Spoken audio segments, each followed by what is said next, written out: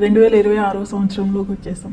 ఈ జనవరి నెలలో ఏ రాశుల వారికి ఎలా ఉండబోతుంది అంటారు? ఓకే, ఎప్పుడులాగే మనం ఫస్ట్ గోచారం మాట్లాడుకోవాలి. సో గోచార రీత్యానే మనం ఎప్పుడు రాశి ఫలితాలు అనేది చెప్పుకోవడం అనేది జరుగుతుంది. అంటే ఏంటి, గోచారం అంటే ప్లానెట్స్ తిరుగుతూనే ఉంటాయి. 12 రాశులు తిరుగుతాయి, 9 ప్లానెట్స్ మనకు తెలుసు. సో కొంతవరకు ఏంటంటే కొన్ని రాసుల వారికి బాగుంటుంది, కొన్ని రాసుల వారికి అంత బాగుండదు. సో జనరల్గా మాట్లాడుకోవాలి అంటే ఫస్ట్ మనం నేను ఎప్పుడైనా మాట్లాడే స్టార్టింగ్ ఏమో శని భగవాన్తో మొదలెడతాను. శని ప్రస్తుతం ఏంటంటే మీన రాశిలో ఉన్నారనమాట. సో ఆయన ఈ నెల అంతా ఇక్కడే ఉంటున్నారు, ఈ సంవత్సరం కూడా ఇక్కడే ఉంటున్నారు. అలాగే మనం చూసాము అంటే జూపిటర్, నెక్స్ట్ మనకి గురు మహారాజేమో మనకేమో ప్రస్తుతం జెమిని అంటే ఏంటి మిథునంలో ఉన్నారు, ఆయన రిట్రోగ్రేషన్లో ఉన్నారనమాట. ఈ నెల అంతా ఇక్కడే ఉంటారు. తర్వాత మనకి మోస్ట్ ఇంపార్టెంట్ మనం చెప్పుకోవాలి అంటే కనుక సూర్య భగవానుడు సంక్రమణ జరగబోతోంది. అది జనవరి 14కి ఎక్కడ మకరానికి. సో మకర సంక్రాంతి అనేది మనకి స్టార్ట్, అంటే సంక్రాంతి నుంచి మనకి స్టార్ట్ అయినప్పుడు ఉత్తరాయణం అనేది స్టార్ట్ అవుతుంది.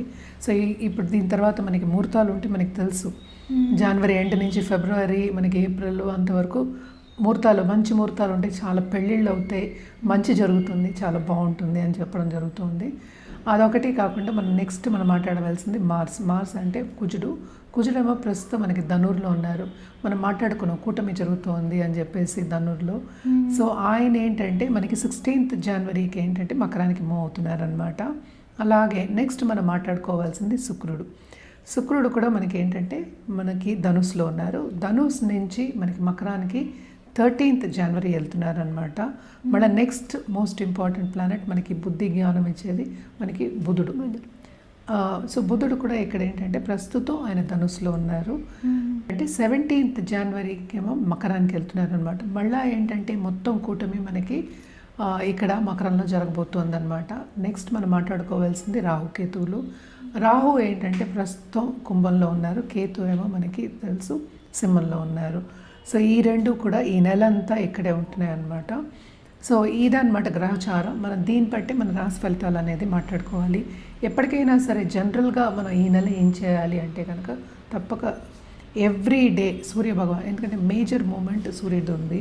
అలాగే మనకి ఈ గ్రహాలన్నీ మూమెంట్లు ఉన్నాయి కనుక సూర్యభగవాన్ని రోజు అర్ఘ్యం ఇవ్వడం కానీ, అలాగే ఏంటంటే కాసేపు ఎండలో వెళ్ళి స్పెండ్ చేయడం కానీ చాలా మంచిది. అన్ని రాసుల వారు జనరల్గా మనం చెప్తాం హెల్త్కి మంచిది. అలాగే అర్ఘ్యం ఇచ్చినప్పుడు ఏంటంటే చాలా ఒంటికి కూడా మంచిది. అర్ఘ్యం ఇస్తాం కదా, ఆ నీళ్ళు కూడా తాగుతారు.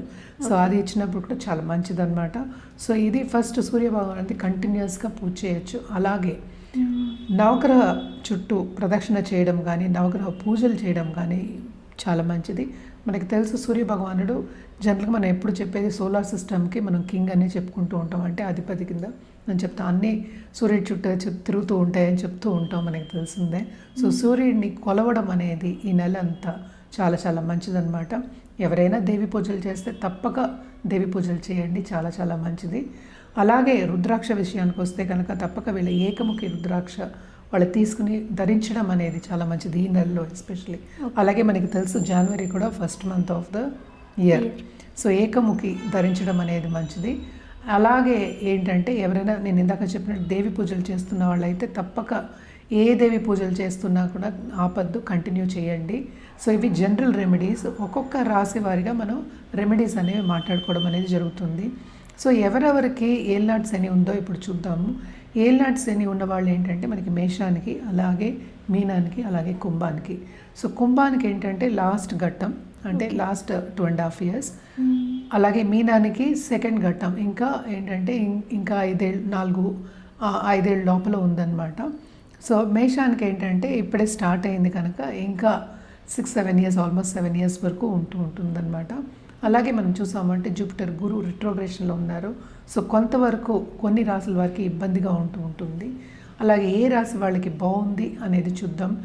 ఎప్పుడులాగే మనం చెప్పవలసిన వృషభ రాశి వాళ్ళకి, అలాగే ఏంటంటే మనం చూసామంటే కర్కాటక రాశి వాళ్ళకి, అదొకటి కాకుండా మనం చూసామంటే మనకి వృశ్చిక రాశి వాళ్ళకి, అలాగే ధనుర్ రాశి వాళ్ళకి కొంతవరకు బాగుందన్నమాట. అండ్ ఆల్సో మనం చూసామంటే ఇక్కడ మనకి కుంభరాశి కూడా యాడ్ చేసుకోవాలి. కుంభరాశి వాళ్ళకి కూడా చాలా బాగుంది, ఎందుకంటే జూపిటర్ చూపు ఉంది, రిట్రోగ్రేషన్ అయినప్పటికీ కొంతవరకు వీళ్ళకి కూడా ప్లస్ పాయింట్స్ అనేవి మనకు కనిపిస్తున్నాయి. అంటే ఏలినార్స్ని కూడా ఉంది. సో ఇవన్నీ కాకుండా కొన్ని ప్లస్ పాయింట్స్ అనేవి మనకు కనిపిస్తున్నాయి అన్నమాట. ఇది గ్రహచారం. సో నెక్స్ట్ మనం మాట్లాడుకోబోయేది ఇప్పుడు రాశి ఫలితాలు మాట్లాడుకుందాం. మేడం, ఈ జనవరి నెలలో వృశ్చిక రాశి వారికి ఎలా ఉండబోతుంది అంటారు? వృశ్చిక రాశి వాళ్ళకి కూడా చాలా బాగుంటుందని చెప్పాలి. First half of this month ఈ రాశికి అధిపతి ఏమో సెకండ్ హౌస్లో ఉన్నారు.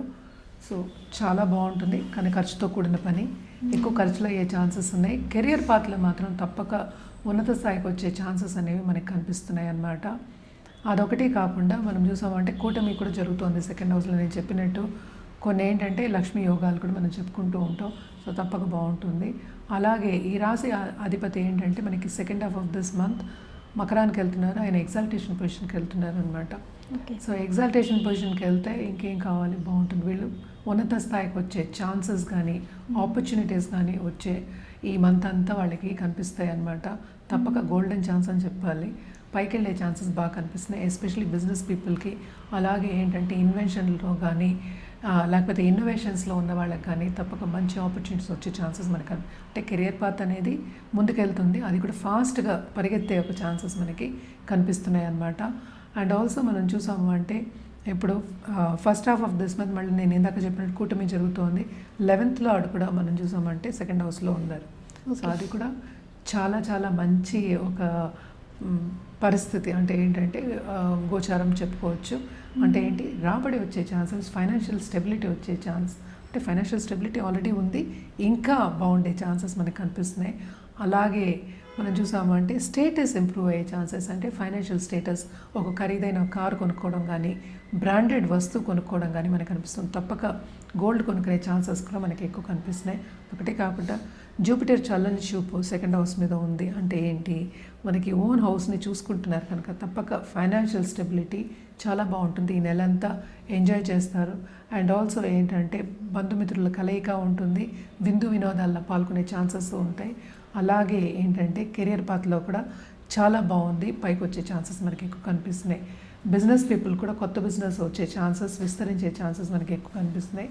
దాంపత్య జీవితంలో కూడా కొంతవరకు వీళ్ళకి అనుకూల పరిస్థితి నెలకొంటుంది.